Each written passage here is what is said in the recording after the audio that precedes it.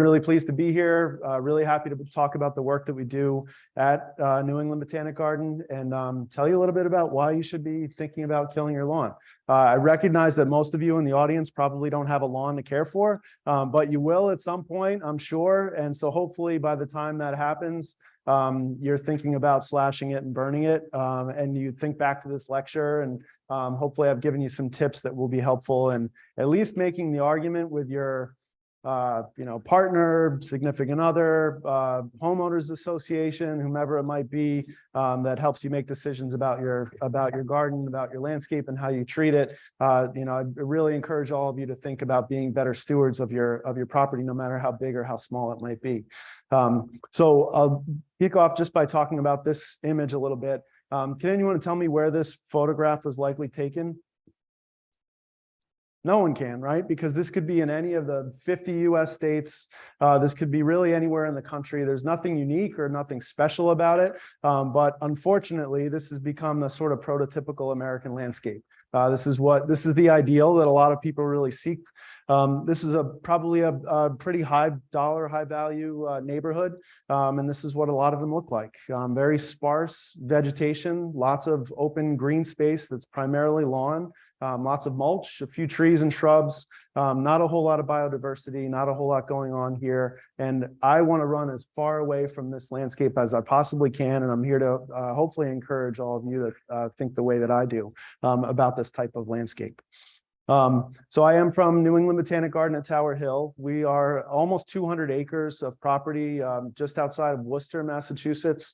It's a garden that's owned and operated by the Worcester County Horticultural Society, who has been in operation since 1842. So we're a really old organization. We spent the majority of that history in downtown Worcester at a place called Horticultural Hall.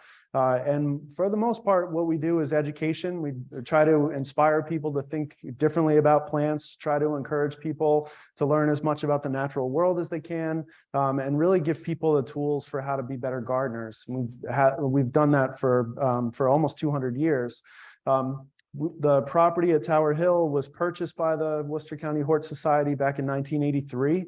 And it was really in an effort to have a year-round public display garden that could be, a stomping ground for people who are interested in learning more about plants. We've got 2 conservatories. We have about 10 acres or so of formal gardens that have been built over the last 40 years. We've got acres and acres of meadows and woodlands, lots of wetlands, great habitat. It's always great. I was in the garden yesterday and heard some pileated woodpeckers calling. We've got barred owls and tons of wildlife. It's a beautiful property overlooking the Wachusett Reservoir with Wachusett Mountain in the background, just outside the view of this image. But it's a very formal landscape. And we have acres and acres of property to manage, and we try to do that in the most sustainable way we possibly can. And I'll talk a little bit more about that as we progress through the presentation. Prior to joining the staff at Tower Hill in 2018, I was with an organization that's now the Native Plant Trust. I was there for about 6 years as the horticulture director. That's where I had the opportunity to write the book with a colleague named Dan Wilder. It's a great book. If you haven't picked up a copy, I really definitely recommend it. Obviously, it's got great photographs by Dan and fantastic write-ups of right around 100 native plants. We tried to provide a variety of descriptions of both perennials, ferns, ornamental grasses, shrubs, and trees, and really common landscape plants that you can find easily, to be a good reference guide for home gardeners. The Native Plant Trust is focused on plant conservation. Primarily, they operate in all 6 New England states. They are the seed bank for all New England states for rare plants. So we have a lot of rare plants, whether they're state listed rare species or federally listed rare species. The Native Plant Trust is the seed bank for all the efforts to collect seed to be able to restore native plant populations in the future if that ever becomes necessary. The last thing I'll say about the Native Plant Trust, they were part of a team that restored a federally listed rare plant species on the top of Mount Washington and actually got it delisted from the federal endangered species list, which is a real achievement. They were part of the expert team that really worked to conserve that species, and that's the type of important work that the Native Plant Trust does. They also own and operate a botanic garden in Framingham, not too far from here, called Garden in the Woods, and that's where I spent most of my time. But what I'm here to talk about today is the American lawn. So this was an editorial in the Washington Post from several years back. I just love the headline. It was very catching, and it really is an apt description for how I feel about our landscapes. And so it says, lawns are a soul-crushing time suck, and most of us would be better off without them. And it goes on to talk about all the different reasons that lawns are not just harmful for the environment, but also harmful for human health. Not the least of which being the amount of time that we spend behind a mower, sucking in exhaust fumes to maintain those perfectly manicured lawns. And this is really how I feel. This is a very important sentiment, I think, to reinforce throughout the course of this lecture. There are a lot of things I'd rather be doing on a Saturday than lawn care. And so what I'm hoping to give you today are some tools for thinking differently about the ways in which we manage our open spaces, the ways in which we steward our property, whether it's in a small residential suburb or a large suburban landscape or a vast college campus like here at Tufts. And I'm going to talk about this in a couple different ways to kind of maybe shed some light on the obsession that Americans have with lawn care, and how sort of unhealthy it might be. So obviously everyone knows where this house sits. This is in Washington, D.C. I spent about 3 years working in Washington, D.C. For a garden called Brookside Gardens. Got to spend a lot of time at Smithsonian museums and learn a lot about the horticulture operations in different parts of D.C. There are a lot of gardens in D.C. The White House is a landscape that I think a lot of Americans would really sort of aspire to emulate in their home landscapes. And what I notice when I look at this picture is there's very little color here, right? It's a lot of green, a lot of tall trees, lots of vast acreage of lawn, little strip of red, probably some salvia here, not a whole lot of excitement, not a whole lot of interest. This is really a picture that sort of speaks to how we approach the landscape, right? As a whole, Americans are sort of into totalitarian rule over their landscape. That's a Michael Pollan quote. And I think that's couldn't be more true than when looking at a landscape like this here at the White House. A few years ago, the Trust for the National Mall actually restored the National Mall. This is what it looked like when I lived in DC. So I was there from 2009 to 2012. There was this great restoration effort going on to try to restore the National Mall. This is America's front lawn, right? That's the term we always hear, and it's really loved to death. Lots of events and activities happening on the National Mall all the time. And as a result, the compaction in the soil makes it really difficult to maintain a good quality lawn in a space like this. Keep in mind for presidential inaugurations, there are, potentially millions of people running over the turf grass here. And you can see what it looks like. Lots of events year round.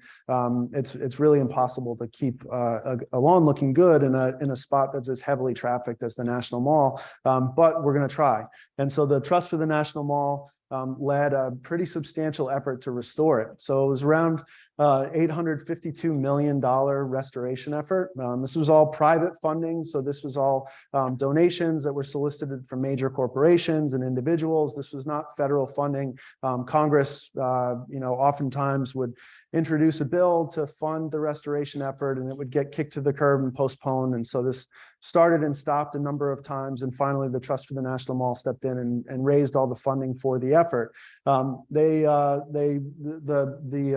project included removal and replacement of all the existing soil, going really deep to provide good drainage, and then also to look at introducing some stormwater infrastructure that would lead to some catchment. So I think there's a 250,000 gallon cistern that provides irrigation water. So that's captured stormwater that provides irrigation for the lawn.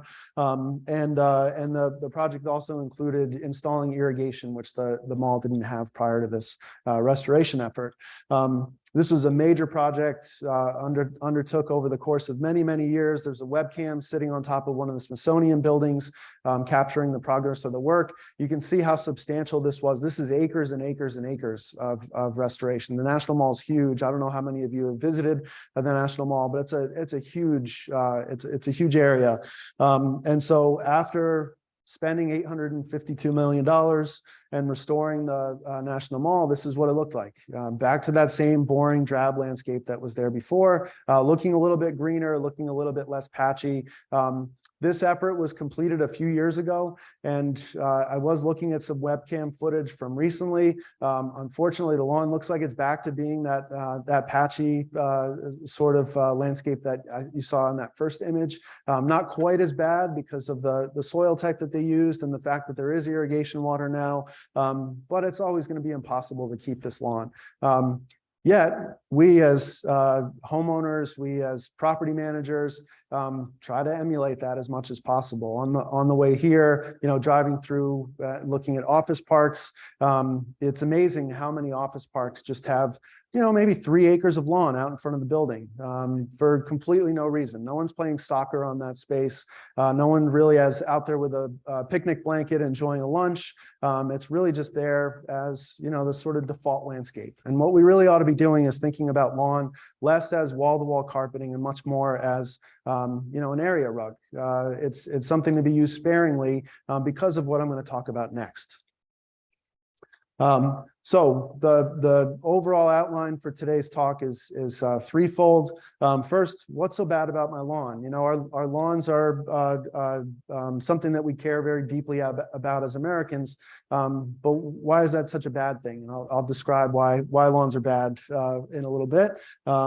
And hopefully I've convinced you. You're convinced that your lawn is bad, or your parents' lawn is bad, or your future lawn is bad, and you should be doing everything you can to remove it. So I'll give you some tips and tools for how to remove a lawn sustainably.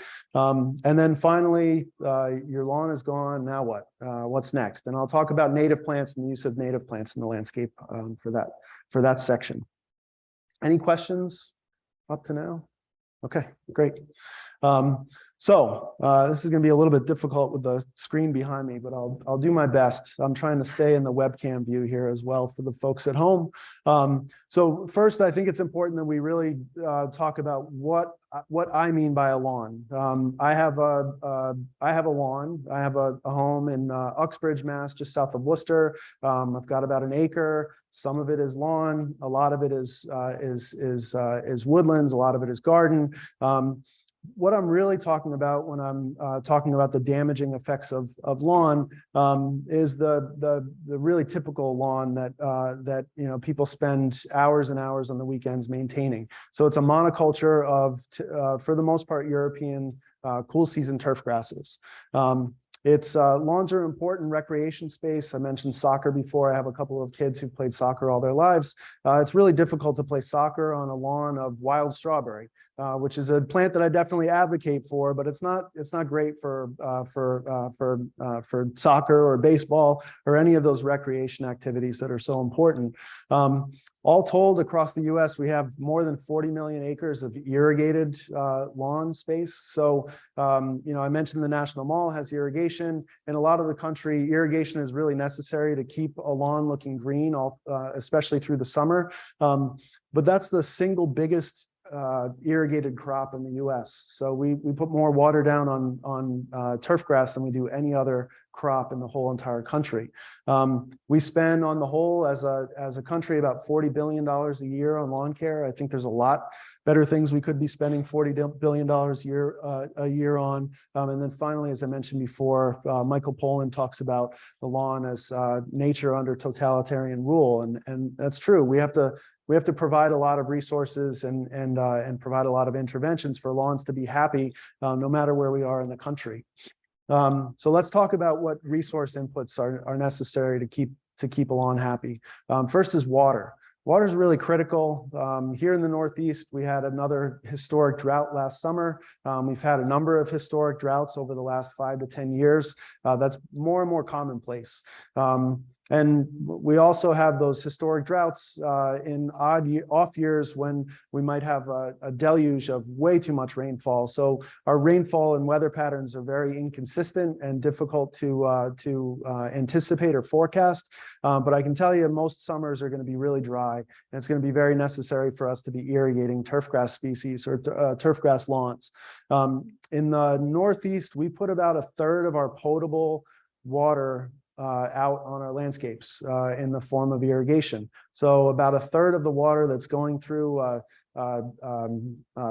pumping system, going through a treatment system, getting delivered through our vast infrastructure is then getting sprayed out on lawns.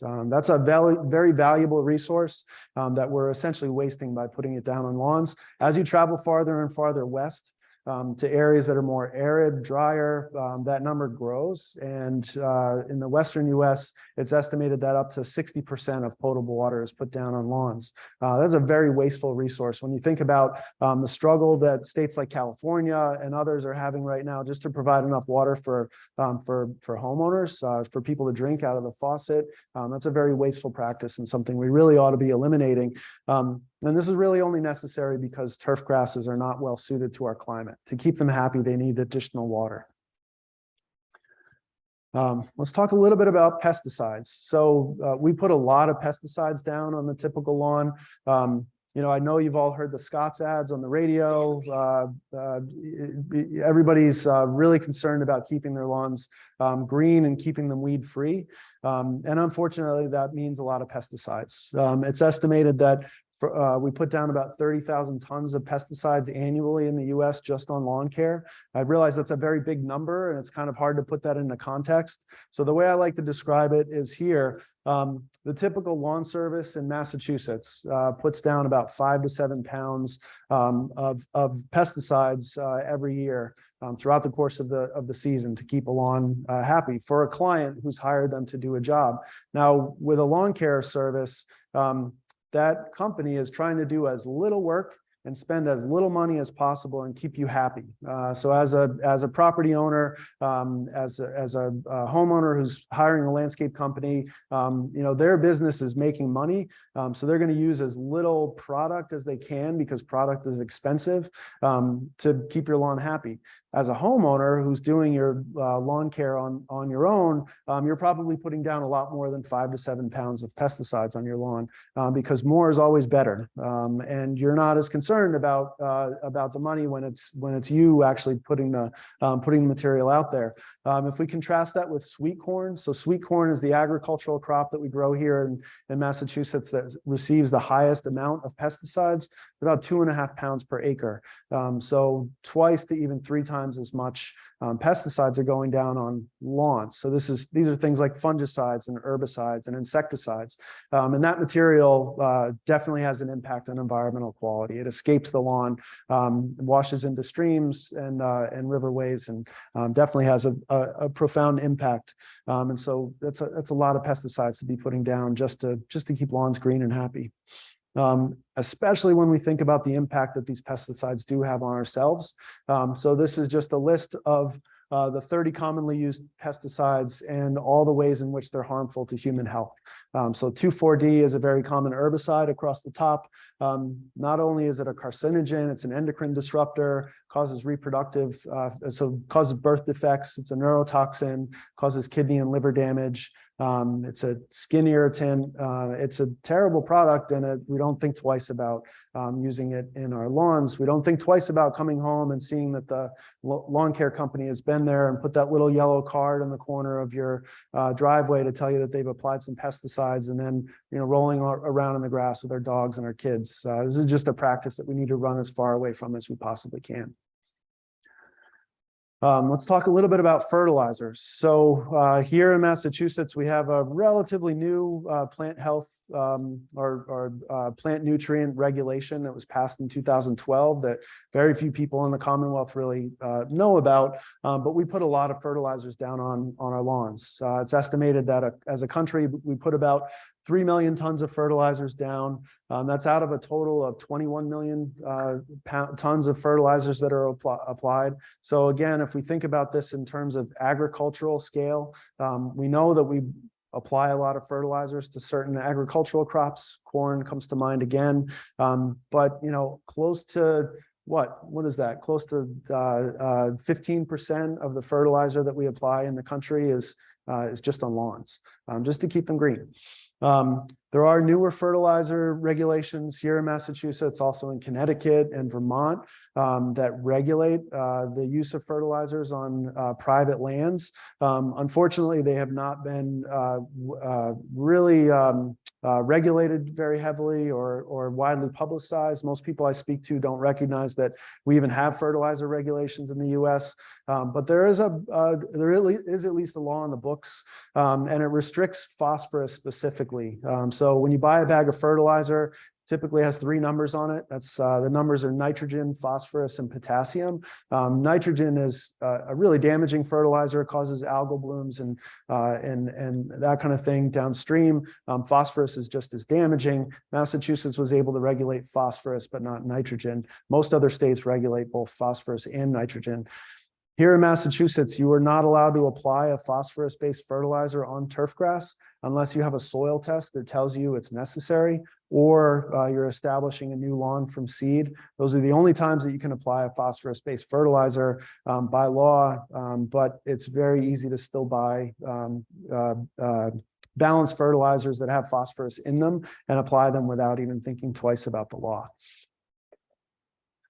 We'll talk a little bit about fossil fuels, and I will say this is one area where there have been some really great technological strides that are having a big impact on this particular piece of the environmental puzzle. So typical lawnmower running for about an hour secretes or emits about the same amount of emissions that a car would emit by driving about 100 miles. So I drove from Worcester this morning. It's about 30 miles to Worcester from here. Not quite. If I had driven that, if I had taken that trip 3 times, that would be about the equivalent of running a just small gas-powered lawnmower for an hour, because they don't have the same strict emission standards that automobiles have. They're not quite as clean, and a lot of us hang on to our lawnmowers much longer than we really should because it's expensive to buy a new one. So a lot of the lawnmowers that are out there aren't in the best service, and they're probably spewing a lot more emissions than what's referenced here. And I like to try to put this one statistic that I found in context. So I remember when the Exxon Valdez oil spill back in the late 80s, I think, or early 90s, that spilled almost 11 billion gallons of oil into off the coast of Alaska. Sorry, 10.11 million. It's estimated that we spill 17 million gallons of gas as a country just fueling up our lane care equipment, our lawn care equipment. So that's, the homeowner running to the gas station to fill up a can to bring it home, a little bit spilling here and there, knocking over the 1 gallon can that they have and letting that spill out. So those things all add up to an estimated number of about 17 million gallons of gasoline spilling into the environment. As I mentioned, there have been a lot of great strides in this particular arena in recent years. A lot of companies are focusing on changing their whole entire fleet of land care equipment over to electric, including Husqvarna, who's here on the left with one of their auto mowers. It's possible for a homeowner to set up an auto mower and just put their lawn care on autopilot and mow their lawn with the power of the sun or the grid by charging that thing while it's not being used. We also at New England Botanic Garden have made an effort to change all of our power tools over to electric. We were certified as a green zone by the American Green Zone Alliance just this past fall. We, in 2020, purchased the mower that you see over on the right. It's a 48-inch commercial grade riding mower that we use for all of our lawn care. And we've done that now. This will be the third season that we're mowing exclusively with electric as opposed to a gas powered mower. We're also changing over all of our string trimmers and chainsaws and leaf blowers over to electric as well, and trying to change over our larger power equipment too. It's great to see the technological advances that allow us to do that. One thing that's tricky about converting to electric is that you're essentially buying all of your fuel up front because the cost is quite high. This mower on the right ran close to $20,000 compared to a comparable gas mower that would have been somewhere around 12 to 15,000. So just to put it into perspective, at home, last year I bought, 2 years ago, I bought a push mower, an electric push mower that's produced by a company called Ego. And it was a 21-inch mower. It's perfect for what I need. So I'm able to mow my lawn at home completely with electric, and a lot of people are doing the same, which is great. And then finally, on this subject, I'd like to kind of put into perspective the way that I think we should be thinking about lawns. Just show of hands, how many of you are familiar with what an invasive species is? So pretty much the audience, which is great. So invasive species is an introduced species outside of its natural habitat where it's evolved over millennia, that's introduced and causes environmental damage or economic damage. Lots of examples of invasive plants. Massachusetts was the first state in the country to ban a short list of ornamental plants that were sold in the nursery industry for sale. So you couldn't buy things like burning bush or Japanese barberry any longer in the state. There's a fairly lengthy list of prohibited plants in Massachusetts that the state publishes. You can find that online pretty easily. Invasive plants are nothing to joke about. They cause environmental and economic harm. And I like to sort of equate our typical lawn with an invasive species. It's one that really crowds out other native plants because we have such vast acreage of space, of open space dedicated to lawns across the country. We're occupying a lot of habitat that could otherwise be a lot more helpful from an ecological standpoint. They cost a ton of money to manage. We have to put a lot of pesticides and fertilizers down, water them heavily to keep them happy. There's a lot of environmental degradation that happens because of the way that we manage our turf. And I think we all as a society should really be thinking of lawns as in the same mindset, in the same way that we think about invasive species. And finally, it's just really boring. This is not a landscape I find particularly attractive. I think lawns have their place. I don't think we can ever remove them from our landscape vernacular entirely, but I don't think we need to have acres and acres of green space in front of our homes that no one ever uses. I can guarantee you, the family that lives in that house spends very little time using that lawn for anything than just admiring it from the window inside while they're sitting in air conditioning. So unfortunately, I think this is a pretty wasteful practice that we need to be moving away from. All right. So hopefully I've convinced you that lawns are bad and that we should be moving away from them. But I want to make sure that whatever we're doing to eliminate lawns in our landscapes isn't causing the same trouble, the same problems that lawns are causing themselves. So we're going to talk about removing lawns sustainably. And I'll talk about each of these methods in a little bit of detail. First is solarization. This was a project that I worked on when I was at Garden in the Woods quite a few years ago. This was not a lawn, but it was a vegetated area that we were trying to convert to a different program. This was an old, it was called the Western Garden, and we were creating a coastal sand plain habitat display. And we had to eliminate some pretty pervasive plants that were growing here. So we solarized it. Solarizing involves covering an area with plastic, Clear plastic works a lot better than black plastic. You're essentially harnessing the power of the sun to steam pasteurize the soil, to kill anything that's growing inside a given area. So if you're killing a lawn, it's important to mow it ahead of time, to water it so that there's plenty of moisture in the system, and then to bury the edges of the plastic that you're putting around the area. This is a technique that I know Mount Auburn Cemetery uses pretty frequently in areas where they're trying to reduce lawn. Definitely a technique I've used a bunch of times. The plastic's very effective. Takes about 6 weeks, start to finish, as long as you're doing it in the middle of summer, when the sun is at its hottest and brightest, and you can really gain, that solar gain during the day is really what's causing the lawn to be killed off. Your neighbors will absolutely love seeing a sheet of plastic on your front lawn as this is happening, but hopefully that's an entry point for a conversation about what it is that you're doing and why. But it is a very effective way to kill a lawn, and it's about the most sustainable way of all the methods that I'm going to talk about. I oftentimes get questions about soil microbes. We know that soil microbes are important for nutrient cycling and for supporting plant health. One strategy that I like to tell people they should try to employ if they're concerned about soil microbes is just to apply a thin layer of compost after solarization has happened, because that'll introduce a lot more microbes back into that system. But rest assured, most soil microbes will migrate back into an area that's been solarized pretty quickly. The next method is mechanical. So this is, could be backbreaking labor using a digging spade or a digging fork. When we remove lawn at Tower Hill, we oftentimes try to rent what's called a sod cutter from a local hardware store. The sod cutter it does exactly what it sounds like. It just cuts grass into strips, completely removes the crown, removes any of that lawn from the area, and it's a very fast, effective way to remove a lawn.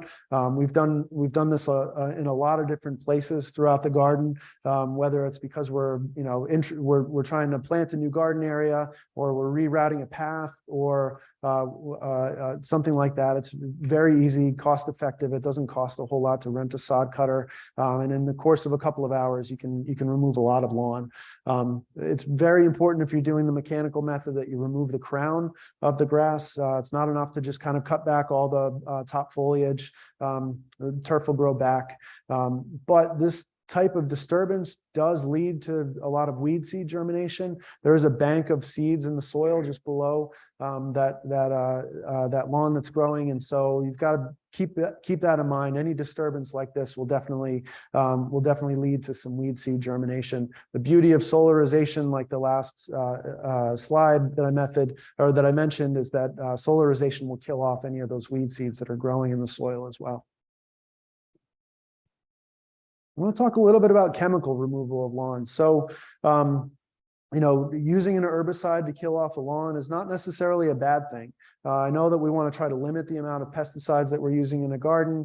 If solarization is not an option, or you can't fathom the thought of dragging all of that sod away from an area after you've cut it with a sod cutter because it's just too heavy and too much work, using an herbicide, a very carefully planned and one-time use of an herbicide, can be a really sustainable way to rid yourself of lawn. But a note of caution. So typically we try to use organic practices in managing the garden. And so that oftentimes results in the use of maybe some organic herbicides. We've used things like acetic acid, which is really highly concentrated vinegar, as an herbicide. It works quite well. But acetic acid applied to an area will lower the pH of the soil so much that it may not be conducive to plant growth in the future. It's also highly toxic. So a couple of common organic herbicides. Clove oil is a known carcinogen. So it's a cancer-causing agent. Even though it's organic, that doesn't necessarily mean that it's safe. Acetic acid that I mentioned before has a lower LD50 than glyphosate, which means it's more harmful and more lethal than glyphosate, which is a common broad spectrum herbicide that you've all probably heard of called Roundup. So just a note of caution, if you are going to use an herbicide to eliminate lawn from your life, just be careful about the herbicide that you choose, and don't just assume that because it's organic, that means it's safe. So sheet mulching or smothering is another great option. This is a great way to build healthy soils. So oftentimes what system I've used is to cover an area of lawn with something called Ramble. It's like an underlayment for flooring or a protection for flooring. You can buy it at the hardware store. It's kind of a thicker cardboard paper that comes in a roll. You simply roll it out, cover it in organic material. It might be a blend of compost and leaf litter and wood chips, and that'll smother anything that's growing beneath it, and actually provide a really nice planting surface for anything going forward. It does take a lot of time to break the lawn down, to kill it, but it does help to build healthy soils, and it's completely passive. There's really, aside from spreading some compost and wood chips on top of the ram board, it's very easy to do, and it's not the back-breaking labor that you have with mechanical removal like I mentioned earlier. And then finally, a method that I really advocate for is just benign neglect. Just allow it to grow and see what happens. One thing that I do try to encourage people to do, if you have a lawn that you're allowing to go to meadow, mow a strip around the edge of it just to signal to your neighbors that, hey, this is still maintained. I haven't just forgotten my civic duty to keep my landscape maintained. I'm just allowing nature to take its course and allowing this area to kind of convert back to something other than lawn.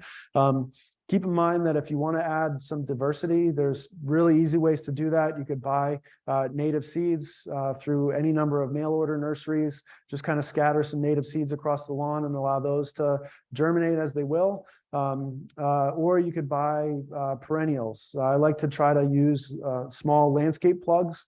You can order landscape plugs from a number of different nurseries. There's one in Pennsylvania called North Creek. There's one called Prairie Moon that sells both landscape plugs and seed. And so if you find some plants that you want to try to introduce, some meadow plants that would work well in a tall grass meadow, like what's going to end up coming up as you allow it to grow. It's not very difficult to do that, and it's pretty easy to add some diversity to a lawn just by allowing it to grow and planting a few seeds here and there. Okay, so your lawn's gone. Now you want to plant something else. And what I try to do with this talk is focus on introducing plants that really kind of fit the same mold as a lawn. So the plants that I'm going to talk about may work in sun, may work in shade. I'll talk about which plants work best in which situations. But I'm really trying to advocate for using mat-forming perennial plants, things that are fairly low maintenance once established, so that we can create something other than lawn that's a nice dense ground cover. And so a lot of the plants that I'll be advocating for are mat forming perennials, really dense ground covers that are low maintenance and can work in a lot of situations as a lawn alternative.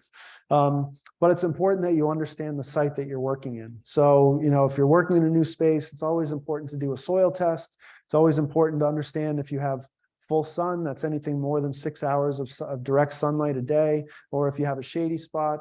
It's important to know if your site is well drained, if you've got sandy, dry soils or really moist soils with a heavy clay. Before you bring a plant home, always understand what your garden has to offer. And so as I go through the next series of slides, I hope you'll recognize that not all plants work in all situations. There are some things that will work really well in dense shade and other things that really need to be grown in full sun in order to be happy. So keep that in mind. It's not enough to just go and say, I'm really looking for something with a blue flower. What can you help me with? It's really important that you say, I like blue flowers, but I'm kind of adjacent to a wetland. My soils are really wet. I've got maybe about 8 hours of sunlight a day. Great. The Lobelia syphilitica sounds like a great plant for you. It's got blue flowers, does well in moist soils, will definitely tolerate full sun. So if you're looking to introduce plants to your garden, it's very important that you understand what your garden has to offer before you purchase a plant. And just a little note about native plants. So I have a specialty in native plants. I've spent a lot of my career focusing in native plants. I just want to tell you a little bit about how I define the term native, because there are a lot of definitions and a lot of different ways of approaching this.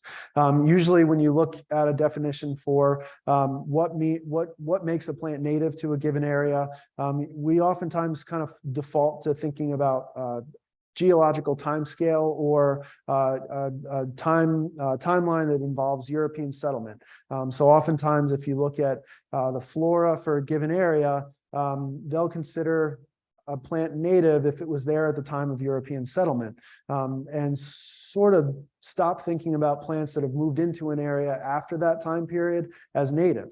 This is a little restricting because, if we think back the last 15,000 years, we've had a lot of changes in our weather cycles. We were glaciated 15,000 years ago, the glaciers melted, and most of the flora, most of the fauna that you find in this area migrated up from the south after glaciation. We happen to land here several hundred years ago.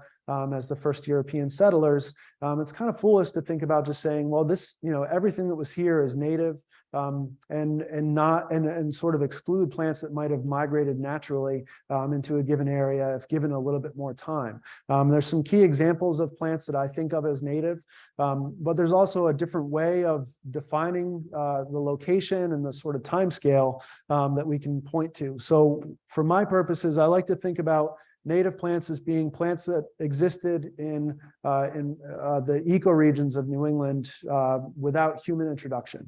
And the next slide will show you what an ecoregion is. So the ecoregions is a concept that was developed back in the 60s and 70s by a gentleman named Omernick, who basically looked at large landforms and said, well, these are all kind of similar. And plants that exist in these large landforms, tolerate the same sorts of cultural conditions. And so for us in New England, we have 5 different level 3 ecoregions, from the coastal sort of sand plain on the Cape and Islands, that's very similar to parts of New Jersey, parts of Long Island, almost down into Delaware and Pennsylvania, to large landforms throughout northern New England that extend up into Canada. So when I'm deciding whether a plant is native to a given area, I'm thinking about the ecological boundaries of the ecoregions versus the state boundaries or the county boundaries that most botanists sort of stick to. So the native plants that I work with might be native to a broader range of area. And I also like to try to account for plants that may have migrated a little bit more northward if we've given them time. So one of the favorites that I like to talk about is bearberry, mayapple, which you won't see in this presentation. Mayapple is a plant that historically is known only from Berkshire County, Massachusetts. So when the first settlers arrived, there was mayapple growing in Berkshire County, Massachusetts, but it wasn't growing anywhere else in the state. It's very common in New York, very common in Vermont and parts of Connecticut, but wasn't really native to other parts of Massachusetts. So botanists will consider mayapple introduced here in Boston because it wasn't growing here when the first European settlers arrived. I think that level of fine detail of this defining whether something's native or not is a little foolish, because mayapple migrates through the gut of a box turtle who eats the fruit. It takes a long time for box turtles to move around. And so, if we had given mayapple a few hundred more years, I like to think that it would have been in Boston. So just to kind of put that into context. And then finally, why do I like to use native plants? First of all, when native plants are properly sited, they don't need a whole lot of help from us. So they don't need supplemental irrigation. They shouldn't need any supplemental fertilizer. Once they're established, they should be pretty happy on their own without very little help from us. Native plants provide critical habitat. There's a guy named Doug Tallamy, who I'm sure many of you have heard about, who wrote a book called Bringing Nature Home almost 20 years ago now, that really documented how important native plants are for supporting native insects and how important those native insects are for native birds. And so it's important that we think about these things when we're choosing plants for our landscape, not just that they're good for us, but also that they're good for supporting pollinators and supporting other wildlife that we like. I like to say that native plants help to establish this unique sense of place. So the very first image that I showed, I asked if anyone could tell me where it was from. You cannot, because it looks like anywhere USA, and because the list of plants that's used in that landscape is quite small. Using native plants really helps to kind of reinforce that you're in this particular region, that it's special, there's something unique about it, and it's a good way to kind of celebrate where you are in the world. There's a lot of beautiful native plants, and then finally they're adapted to our climate. I'm going to rip through this list of plants. Highly encourage you to check out a tool that the Native Plant Trust has on their website. That's a great plant finder. You can punch in your growing conditions and it'll spit out a list of plants that will be well suited to your garden, or pick up a copy of my book or any other book that really focuses on plants that are native to New England. This is wild strawberry. Wild strawberry forms a dense evergreen mat of foliage. It also produces really tasty, tiny little strawberries around the same time that the typical garden strawberry blooms. It's also a pollinator powerhouse. It's really supportive of a huge range of lepidopterans, the moths and butterflies. Caterpillars feed on it pretty extensively. That works really well in combination with a warm season grass called purple lovegrass. And if you've ever driven on any highway in Massachusetts in July, I guarantee you've seen purple lovegrass. Forms this cast of kind of a purple haze along the highway. It's quite beautiful, but the rest of the year it kind of looks like crabgrass. But it's not an annual; it's a perennial grass, so it works really well. Forms a dense mat and is definitely a beautiful warm season grass species. Similar to wild strawberry is this plant. This is kind of a cousin of its called Geum fragarioides, or barren strawberry. Produces yellow flowers, no fruit, unfortunately. Blooms around the same time as wild strawberry. This is more of a clumping plant, so it will spread a lot over time, but not quite as quickly as wild strawberry does. Has nice dense green evergreen, or not evergreen, but nice green foliage, and works very well in sun or shade. And I love this plant. It's great. It's a native New England species. If you're really looking for a lawn alternative that looks just like lawn, this is probably your best bet. If you have a shady landscape with dry soils, this is Carex pennsylvanica, or a Pennsylvania sedge. And it only gets maybe about this tall. It can be mowed. We had a lawn of it at Garden in the Woods that you're actually seeing here. We mowed it once a year, usually around June, for an event that we held. And that was it. We didn't have to mow it again for the rest of the season, and pretty much kept it at about a 4 to 6 inch height, which works really well for most situations. Definitely not good for soccer, unfortunately, but it's a really great lawn alternative. Something that's not as typical of a lawn alternative as either purple lovegrass or Carex pennsylvanica is little bluestem. This one gets about 18 to 24 inches tall. It's another warm season grass that's native here in New England. It's a really beautiful color in the fall. It kind of fades to a silvery purple before it fades to a kind of a lighter brown color like you see here. Stands very upright all winter long. I think this one works very well on a slope. If you've got a slope that you're struggling to mow throughout the season, plant some little bluestem. And if you wait long enough, little bluestem will probably move in anyway, and you won't really have to do much. It's a great warm season grass that gets a little bit tall. Another dense mat forming perennial that's in the aster family is Chrysogonum virginianum, green and gold. This one has tiny little yellow flowers that bloom all summer and into the fall. Only gets maybe 6 inches tall. I say 6 to 12. That's probably a bit of a stretch. We'll work in sun, we'll work in shade, work in dry, work in moist soils. Very variable, and a great little ground cover. This is a small evergreen shrub called Sebaldia tridentata, and it's a three-tooth cinquefoil. It's glossy, dense, evergreen foliage. It's in the rose family, so the flowers look kind of like an apple blossom. Only gets to be about this tall. Works very well along the roadside because it doesn't care about salt damage in the winter, and will grow just about anywhere as long as the soil is pretty well drained. For a shady site, this is our native ginger, Asarum canadense, which has just beautiful foliage. It's kind of blue-green, interesting little flowers that you can see down here in the corner. And it's fragrant foliage. It definitely works very well as a mat-forming perennial in a pretty shady situation. This is Pacra obovata, so one of the groundsels. This one has a dense carpet of foliage, and then also sends up flower spikes about 12 inches tall in early spring with these bright yellow flowers on them. This plant will grow well in full sun, will grow well in a little bit of shade, definitely grow well in dry sites, moist sites, and it's just beautiful in the spring when the foliage first starts to come up. Just a few more. So this is prairie drop seed, Sporobolus heterolepis. This one is a native New England. It's fairly rare here in New England in the wild, but it's a beautiful grass. And I love this contrast of this clover-filled lawn over here with the very tall Sporobolus. This is from a garden down in Pennsylvania called Chanticleer. They actually manage this with fire, so they burn the Sporobolus every single season. You could do that at home as long as you have a burn permit. Or you could just mow it or cut it back once a year.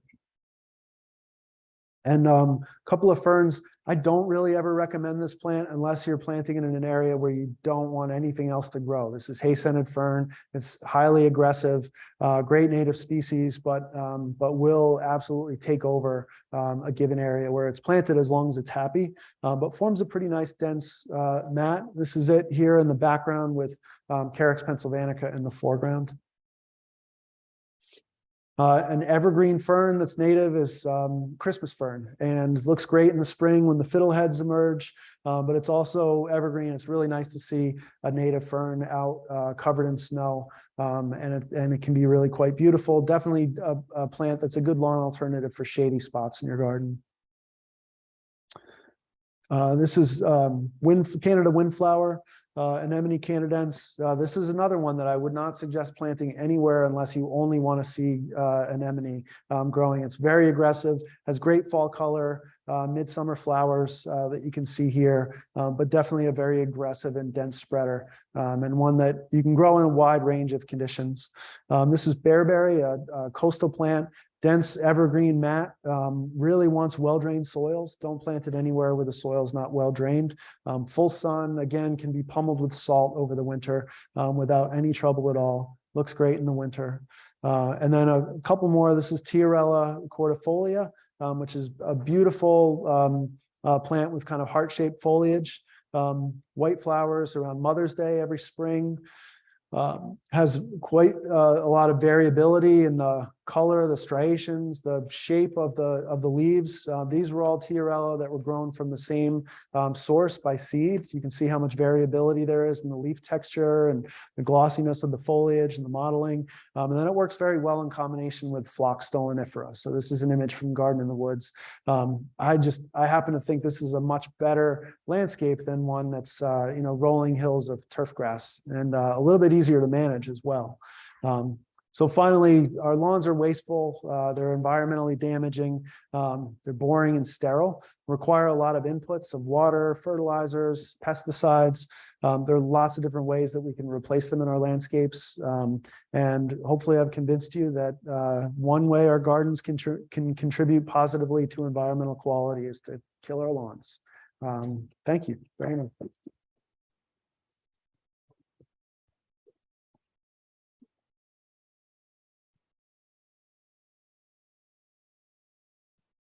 Thank you so much. That was great. Take a few questions.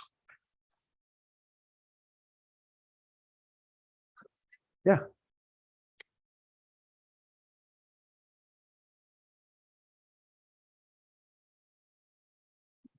but I also have one of my own, if I may. Thank you, Mark. That was really exciting. And I guess my question is more practical one, because so a lot of people like to use the lawn to recreate. Sure. Is there an option, a realistic option to replace that and still recreate while having a more biodiverse setting? Yeah. I think just it's important that we really take a look at how much of that space we really need. And where I mentioned before about thinking less of our lawns as wall-to-wall carpeting and more as area rugs, right?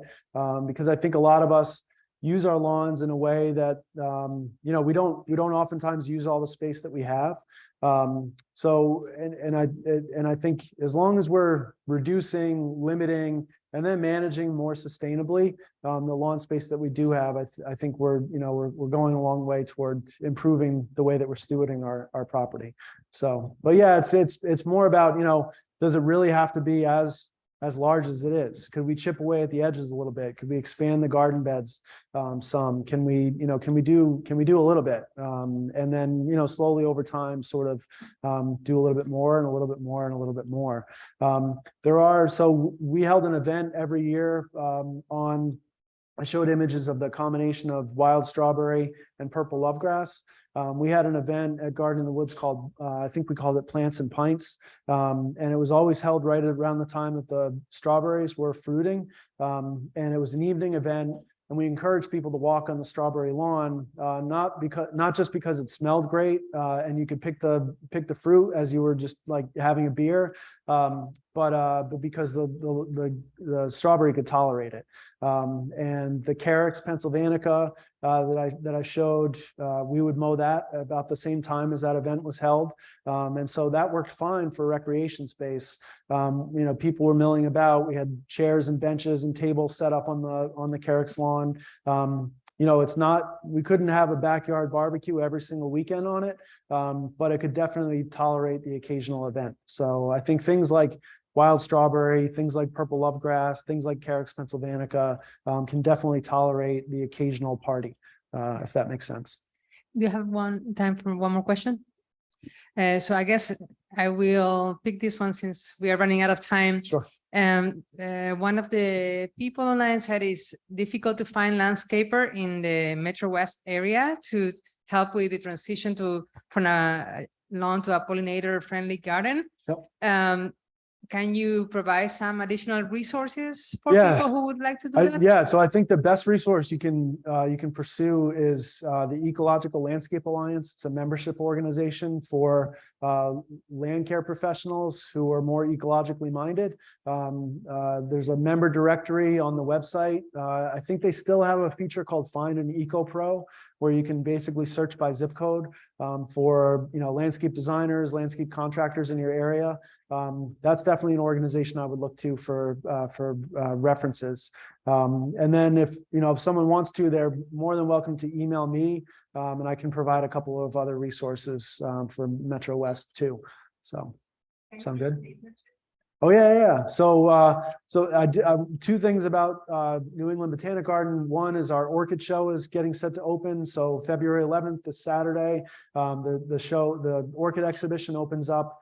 This year's theme is Allure, and so it's all about pollinator and plant interactions. We have a lot of great interpretation about orchids, which is the second largest plant family in the world, and their pollinators, those insects that rely on them, and they rely on those insects to do that important work of pollination, and about 2,000 orchids on display in full bloom, which is really great. It's a great show, so come out and see it. And also we have internships available. So our job description or posting for the internships is live on our website as of today.